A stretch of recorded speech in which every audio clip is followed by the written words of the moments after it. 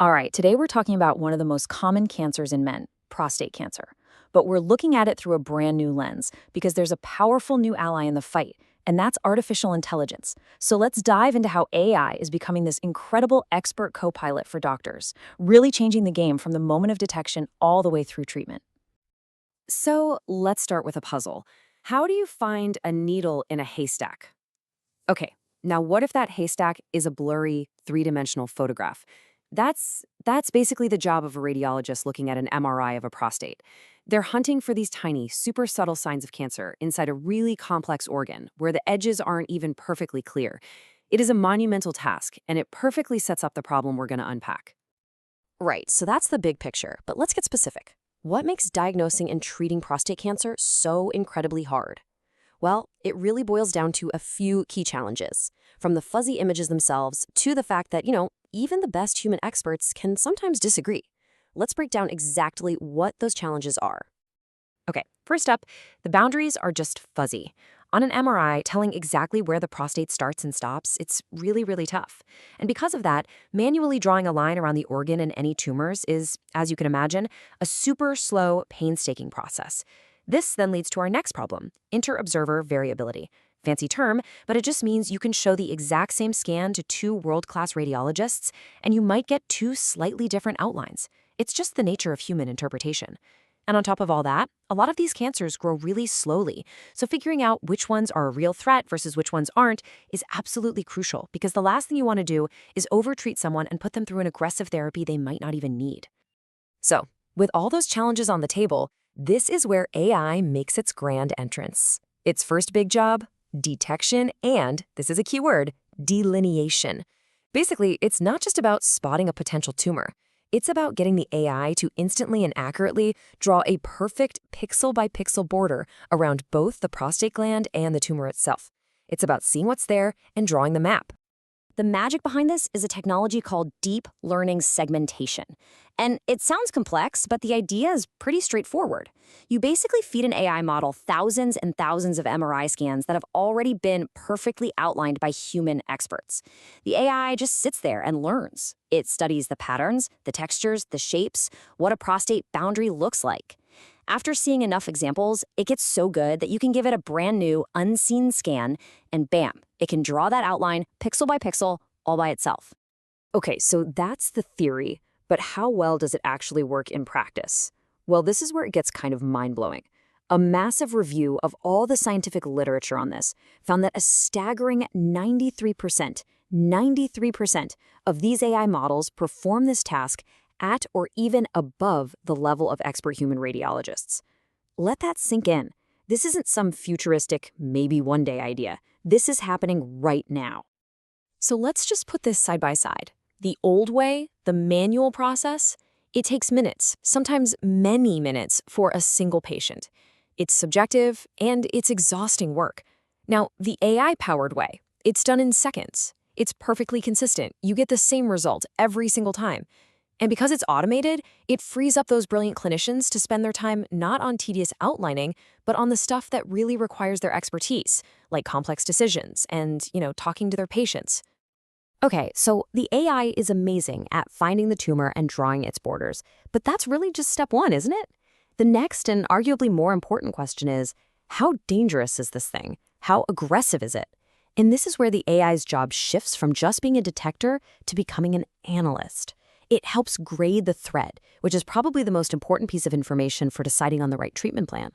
For decades, the way we've done this is with something called Gleason grading. A pathologist looks at a tissue sample under a microscope, and they're basically giving the cancer cells a score based on how weird and disorganized they look compared to normal, healthy cells. A low score?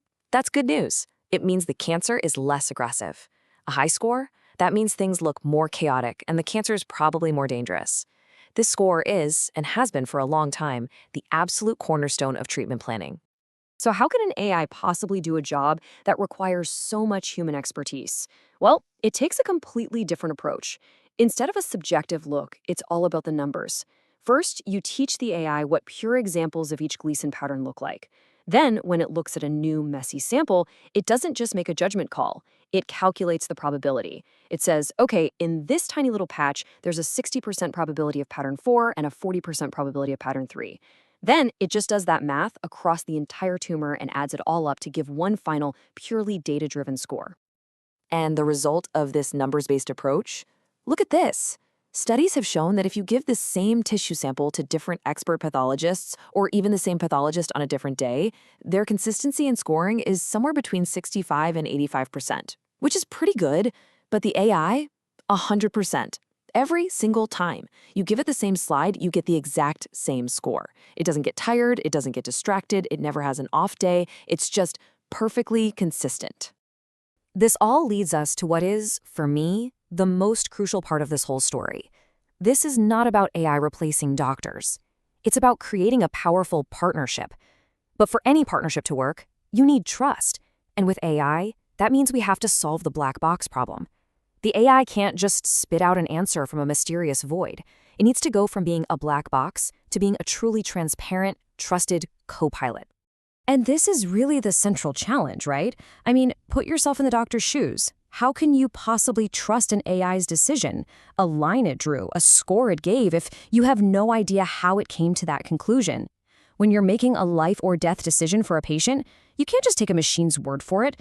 Trust is absolutely everything.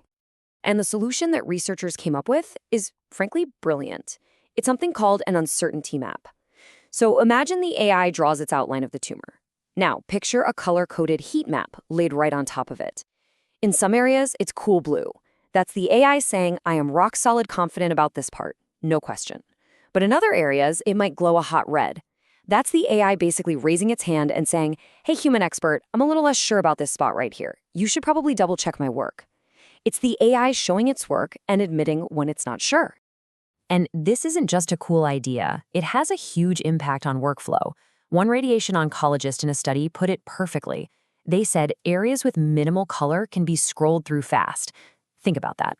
The map instantly tells this busy expert where they can trust the AI and move quickly, and where they need to slow down and apply their own human expertise. It focuses their attention exactly where it's needed most. And we can actually measure that impact. This isn't just a gut feeling for the doctors. That same study tracked how much time they were saving per patient. For some, it was around 14 or 15%, which is great. But look at this. One oncologist saved a whopping 33% of their time on this task. A full third of their time just given back to them. That's more time for more patients, more time for complex cases. It's a huge win. But for me, this next number is the real clincher. This is the proof that trust is being built. In those cool blue areas, the spots where the AI said, I'm really sure about this, the oncologists made 50% fewer edits to the AI's work. What does that tell you? It tells you they're learning to trust the model. They see it's confident, they agree, and they move on. This isn't human versus machine. It's a true, efficient collaboration. So let's pull back for a second and look at the big picture. We've talked about accuracy, speed, consistency, trust, but this isn't just a cool tech demo. All of this incredible innovation points to one thing and one thing only. The ultimate goal here is improving the outcomes and the lives of actual patients. That's why this all matters. So let's just quickly recap the key takeaways. First, we've got enhanced accuracy. These AI models are performing at or even better than human experts. Second, we have unwavering consistency. The AI takes the guesswork and subjectivity out of critical tasks like Gleason grading. Third, a huge boost in efficiency. This AI co-pilot gives doctors their most precious resource, time, back. And finally, and maybe most importantly, we're building trust. Tools like those uncertainty maps are turning the AI from a black box into a transparent, reliable partner in the clinic. Which really leaves us with this final question.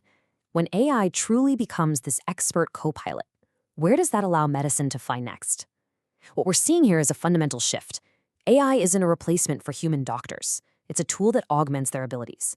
It's a co-pilot that can handle the routine tasks with superhuman consistency, that can see patterns a human eye might miss, and that helps focus our brilliant medical experts on what truly matters.